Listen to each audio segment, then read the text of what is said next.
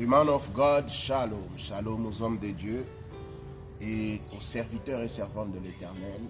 Dieu est très haut. Je bénis Dieu pour ces moments où on nous a accordé 2 à 3 minutes pour partager la parole du Seigneur. Je me nomme Alfred Ikwa.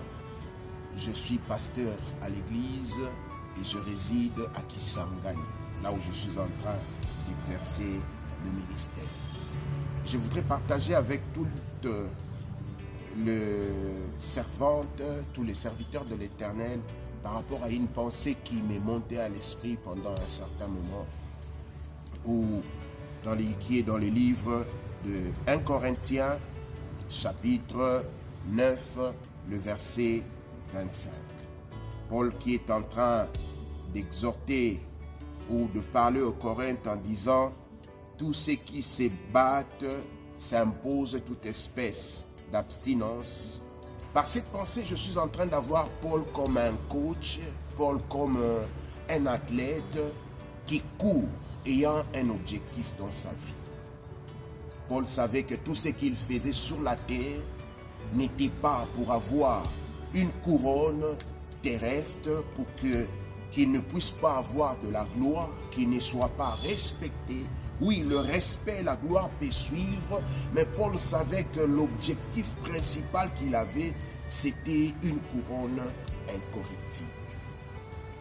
Et ce qui m'amène aussi à voir dans le témoignage de maman Ndomitila, si je ne me trompe pas le nom, qui dit, lorsque le Seigneur l'a amené au ciel, elle a vu qu'il y avait plusieurs personnes au ciel.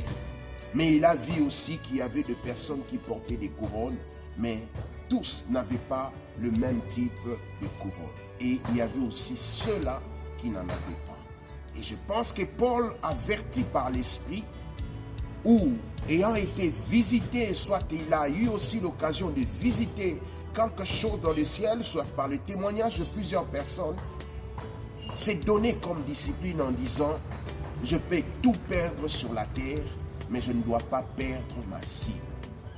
Je peux être malmené, on peut m'amener en prison, je peux être enchaîné, mais l'objectif que j'ai, c'est d'avoir une couronne incorruptible. Et cette couronne qui est incorruptible, c'est une couronne éternelle, qui ne vieillit pas, qui ne perd pas sa valeur, qui sera là pour l'éternité.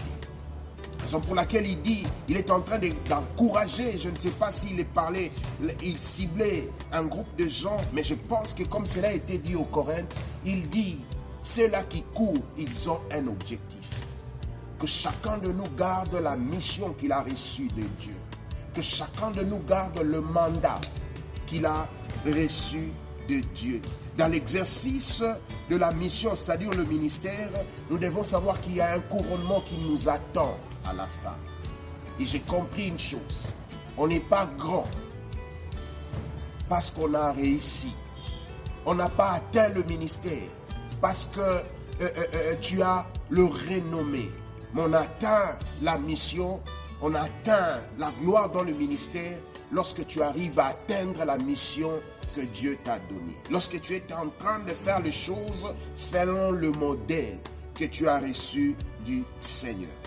Je me souviens encore d'un livre que j'ai lu d'un grand homme de Dieu américain qui était missionnaire en Afrique. Et dans ce livre-là, il relate l'histoire d'un homme de Dieu qui aussi était missionnaire, qui a fait un grand travail en Afrique. Il a passé des temps et des temps, et pendant la mission, il a eu même à perdre sa femme. Sa femme a été enterrée en Afrique.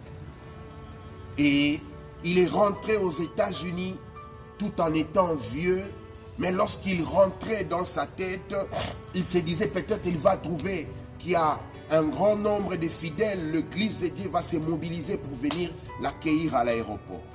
Mais à sa grande surprise, pendant qu'il était là, il voit personne, très fatigué, avec sa valise, il tirait sa valise à la main. Et avant qu'il sorte dans l'une des portes, pour arriver dans la salle de sortie, il voit un général, un vétéran de guerre qui revenait du Vietnam. Et cet homme-là était en train de dire, il a vu l'armée se mobiliser. Il a vu les autorités venir. Et ils étaient en train de recevoir ces généraux-là avec beaucoup d'honneur. Mais lui, pendant qu'il rentrait, il rentrait qu'avec sa petite valise et il n'y avait presque personne.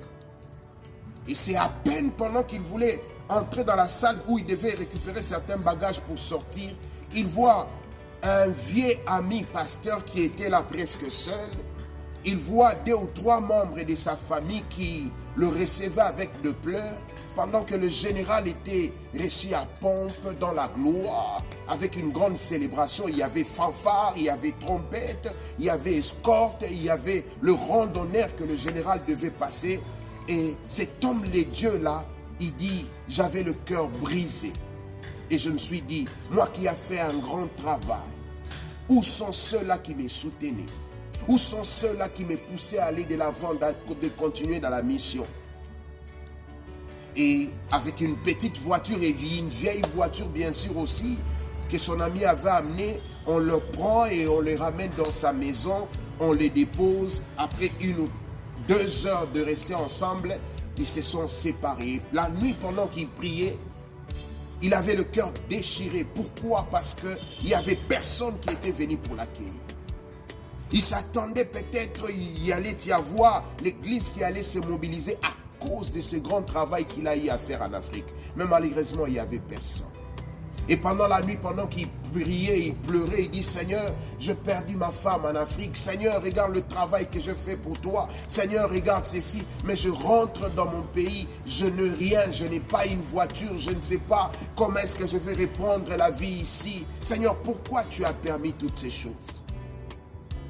Et cet homme dit ceci, et pendant qu'il dormait la nuit, il entend une voix qui lui dit, viens. Et un ange le prend, et bref, pour ne pas être trop long, il se retrouve devant le Seigneur, et c'est la personne qui était en train de lui parler. Il dit, ce général-là est en train de recevoir les honneurs de son rang. Les honneurs par rapport au travail qu'il a fait. Il est récompensé au monde. Mais toi, regarde ce qui t'attend. Et il s'est vu au ciel, pas comme un soldat de rang, mais lorsqu'il s'est voyé, il a vu une grande armée. Et le Seigneur lui dit, ta gloire n'est pas sur la terre, ta gloire c'est ici. Raison pour laquelle je voudrais dire à quelqu'un, n'oublions pas, gardons focus. La couronne, ce n'est pas sur la terre. La couronne, c'est dans le royaume de notre Père. Ne perdons pas la cible, ne nous voyons pas la face par rapport au respect, par rapport aux gloires que les personnes nous disent. Les hommes peuvent dire que nous avons atteint la cible, mais si le ciel ne dit pas que nous avons atteint la cible, c'est que ce que nous faisons, c'est un travail inutile. Gardons le cap et soyons très prudents à ne pas manquer la mission que l'Éternel nous a donnée.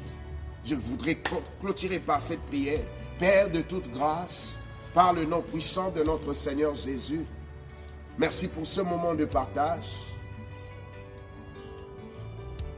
Merci au Dieu parce que je sais que ce que tu nous réserves est plus glorieux que ce que le monde nous présente.